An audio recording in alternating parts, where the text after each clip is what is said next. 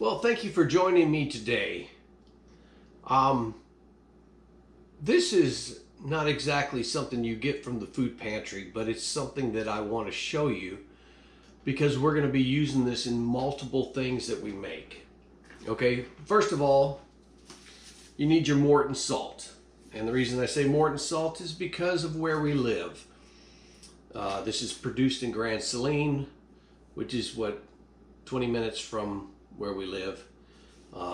Matter of fact, I'll tell you a Morton salt story in a minute, but basically we're making citric acid today. So we're gonna use about a half a cup of Morton salt. And then you don't have to use fresh lemon juice, but you can. I probably ought to shake it up first though, because a lot of times this stuff settles to the bottom. So that's the only two ingredients you need to produce this food grade citric acid. Now, one thing you got to watch, if you order citric acid, which unfortunately, it's about $16 for a small amount of citric acid. But if you order it, you got to make sure it's a food grade, because a lot of citric acid is made with different chemicals that you really don't want to be using to eat. And I don't use citric acid. It's not just for eating.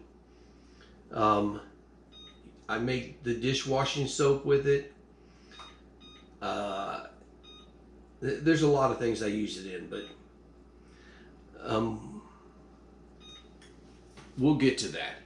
But basically, now you're just going to get it going on the stove. I usually go at 5. This has a double burner deal. I'll usually turn it up to the double burner just to get it going really well. But I will show you what it looks like.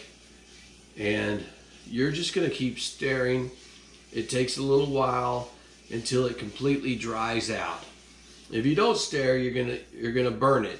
At the point, if you end up burning it, you can use it for your dishwasher and stuff, but you won't be able to bake with it because the flavor and stuff is not going to be that great.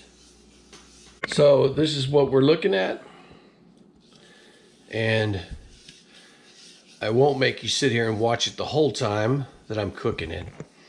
So when I first moved out to this area, my wife and we were doing mortgage preservation. And it's basically what mortgage preservation is, the banks, they'll send you out because somebody's behind on payments. So they send you out to these properties. And the first thing they do is they start sending you out, and they just pay you to go and just make sure someone is actually living there, that it hasn't been abandoned. And that will go on for a couple of, probably about 3 months.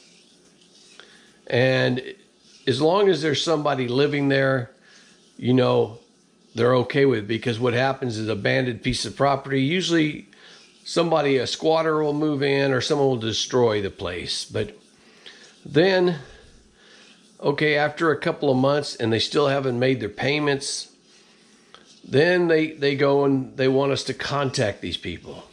Well, at one particular time, and by the way, while you're making this, it's going to have a weird smell. Okay, it produces a chemical reaction, and it's going to have a weird smell to it. And it is going to take a while to cook it down, but just keep stirring. And you don't have to constantly stir, especially when it's still liquefied. When it starts to get down to where it's crystallizing, then you definitely want to be stirring, because that's when it'll burn. So basically, anyway, so then they send us out and they ask us to interview, and find out who's living there, and let them know that the bank's concerned because they're behind in payments and stuff like that. Well, we had a whole list of people in Grand Saline.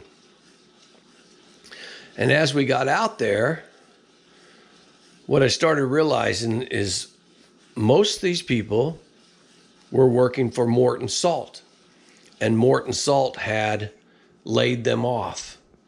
So they weren't working at the time. So we went back to the banks.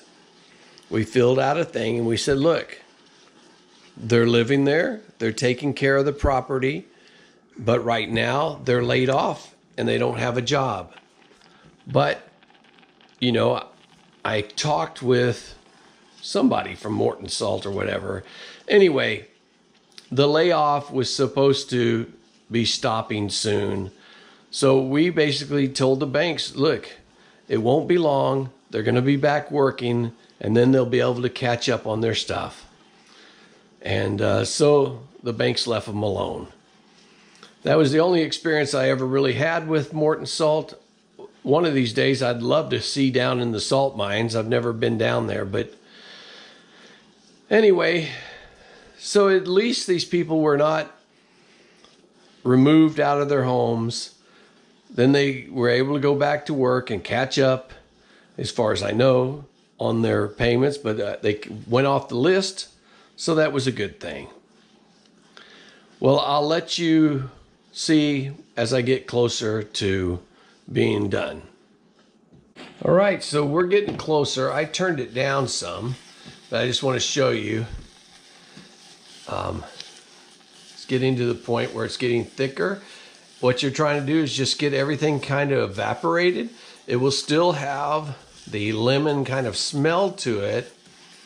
That's why it's called citric acid. And of course then the salt.